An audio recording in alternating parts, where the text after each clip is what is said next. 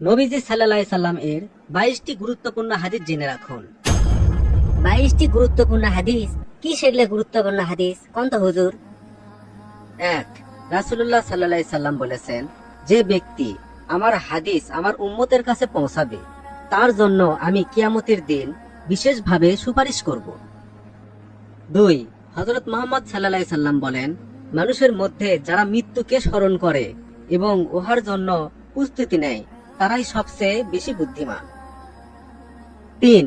প্রত্যেক জিনিসের জাকাত আছে, আর দেহের জাকাত হচ্ছে রোজা।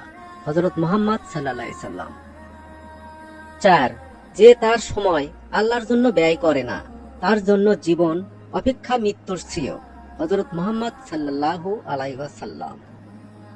5. তারা সব সময় ইস্তিগফার বা ক্ষমা প্রার্থনা করে তাদের সাথে ওঠা বসা করুন, কেননা তাদের হৃদয় সবচেয়ে কোমল হয়। হযরত মুহাম্মদ সাল্লাল্লাহু আলাইহি ওয়াসাল্লাম। 6. আপনি যত সিজদা দিবেন আল্লাহ তত গুনাহ মাফ করে দেবেন। হযরত মুহাম্মদ সাল্লাল্লাহু আলাইহি ওয়াসাল্লাম। 7. সূরা ফাতিহায় প্রায় 1000 রোগের ঔষধ রয়েছে। হযরত মুহাম্মদ সাল্লাল্লাহু আলাইহি ওয়াসাল্লাম। 8.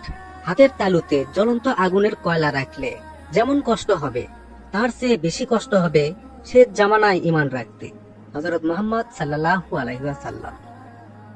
9. রোজাদারদের জন্য প্রতিদিন জান্নাত সুসজ্জিত করা হয়। হযরত মুহাম্মদ সাল্লাল্লাহু আলাইহি ওয়াসাল্লাম। 10.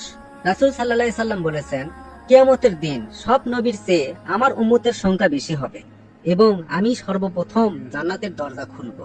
সহিহ মুসলিম 196। 11. যে ব্যক্তি রোজা রাখা অবস্থায় মারা যাবে আল্লাহ তাকে কিয়ামত পর্যন্ত সকল রোজার সওয়াব দান করবেন। হযরত মুহাম্মদ সাল্লাল্লাহু আলাইহি ওয়াসাল্লাম। 12.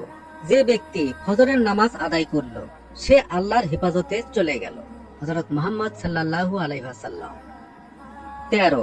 রাসূল সাল্লাল্লাহু আলাইহি সাল্লাম বলেছেন, রোজা ও কোরআন কিয়ামতের দিন মানুষের জন্য সুপারিশ করবে। 14.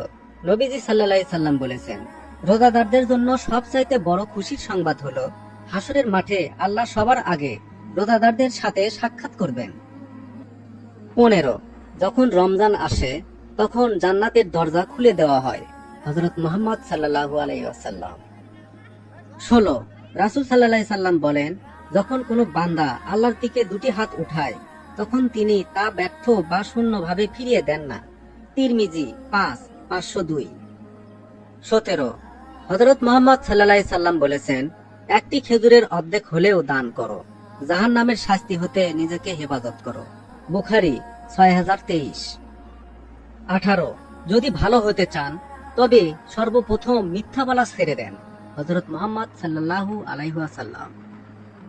19. তুমি যখন রাস্তা দিয়ে যাও তখন আল্লাহর নামে জিকির করো, কারণ হাসরের দিন ওই রাস্তা তোমার নামে সাক্ষী দেবে। হযরত মুহাম্মদ সাল্লাল্লাহু আলাইহি ওয়াসাল্লাম। 20. তোমরা সব সময় ওযু করো, কারণ কিয়ামতের দিন যারা ওযুকারী তাদের হাত পা উজ্জ্বল থাকবে। হযরত মুহাম্মদ সাল্লাল্লাহু আলাইহি ওয়াসাল্লাম। 21. যার দুঃখ বেশি তার প্রতি আল্লাহর রহমতও বেশি। হযরত মুহাম্মদ সাল্লাল্লাহু আলাইহি ওয়াসাল্লাম। এবং সর্বশেষ 22. যখনই নামাজে দাঁড়াবেন জীবনের শেষ নামাজ মনে করবেন। হযরত মুহাম্মদ সাল্লাল্লাহু আলাইহি ওয়াসাল্লাম।